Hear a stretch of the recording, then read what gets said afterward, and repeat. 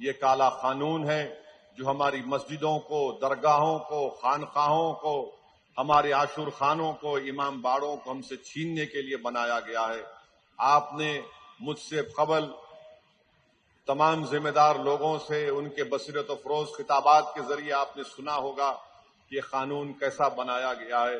اگر کوئی مسلمان آدیواسی ہوگا تو وہ اپنی جائیداد کو وقف نہیں کر سکے گا۔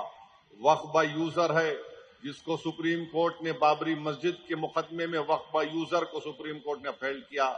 آپ اس فیصلے کے خلاف غلط طریقے سے ایک قانون بناتے ہیں۔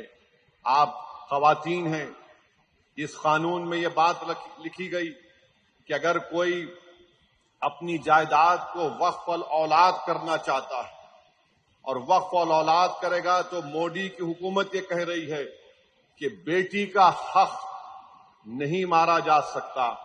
اب آپ خود اندازہ لگائیے کہ اگر کوئی اپنی جائیداد کو اللہ کو اس کا مالک بنا رہا ہے تو کہاں بیٹی کہاں بھائی، کہاں بیٹا کہاں بیٹی کہاں رشتہ دار؟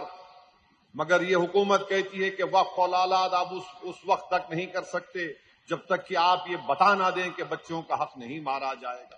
یہ عجیب و غریب بات ہے کہ جائیداد میری ہے ہندوستان کی آئین کی سیکشن 300 کے تحت۔ یہ قانون ایسا بنا دیا گیا کہ جتنے مساجد ہیں پورے ملک میں آثار قدیمہ کے تحت، اگر وہ پروٹیکٹڈ ہیں، اینشینٹ ہیں، تو اس کا مالک وقف نہیں رہے گا، اس کا مالک آثار قدیمہ بن جائے گا۔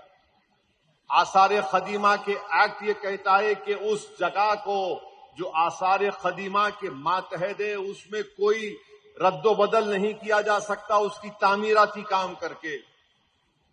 ٹائٹل تو وقف بورڈ کے پاس رہے گی، مگر مودی نے کہہ دیا کہ نہیں، ٹائٹل مالک وقف بورڈ نہیں رہے گا، مالک بن جائے گا آثار قدیمہ۔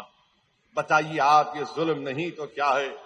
پھر یہی تو سیکشن لایا گیا تھا جب لوک سبھا میں بحث ہو رہی تھی، اس دن اس امینڈمنٹ کو پیش کر دیا گیا۔ ہمارے ایک بھائی حمداللہ سعید کانگریس کے ایم پی ہیں، لکشدیپ کے ایم پی ہیں، آدیواسی ہیں۔ ان کے مرحوم والد 9 مرتبہ کے ایم پی تھے لوک سبھا اور راجیہ سبھا کے۔ اب آپ کہہ رہے ہیں کہ آدیواسی اپنی جائیداد کو وقف نہیں کرے گا، تو یہ اس طرح کے غلط قوانین بنا کر مسلمانوں سے ان کی جائیدادوں کو چھیننے کا کام کر رہی ہے۔ میں اس موقع پر ہمارے محب اللہ ندوی صاحب کا بھی شکریہ ادا کروں گا کہ ہم تمام اراکین نے مل کر اس پارلیمنٹ کی جوائنٹ ورکنگ کمیٹی میں بڑی محنتیں کی، بڑی جستجو کی، ہم نے پوری کوشش کی کہ ہم اپنے موقف کو سامنے رکھ سکیں۔ اسی لیے ہم نے اس جوائنٹ ورکنگ کمیٹی کی رپورٹ میں ہم نے اپنے ڈسنٹ رپورٹ کو بھی دیا ہے، میں نے دیا، مولانا محب اللہ ندوی صاحب نے دیا، اور مولانا محب اللہ ندوی صاحب رامپور کے ایم پی بھی ہیں اور پارلیمنٹ کے سامنے جو مسجد ہے اس کے امام بھی ہیں۔ یہ قانون یہ کہہ رہا ہے کہ پارلیمنٹ کے سامنے کی مسجد وقف کی نہیں رہے گی، گورنمنٹ کی پراپرٹی ہو جائے گی۔ آپ بتائیے، جس مسجد کا امام ایک ایم پی ہو، بحیثیت امام ان کا تقرر دلی وقف بورڈ نے کیا، یہ قانون یہ کہہ رہا ہے کہ ہم اس مسجد کو مسجد نہیں مانیں گے، گورنمنٹ کی پراپرٹی بنا دیں گے۔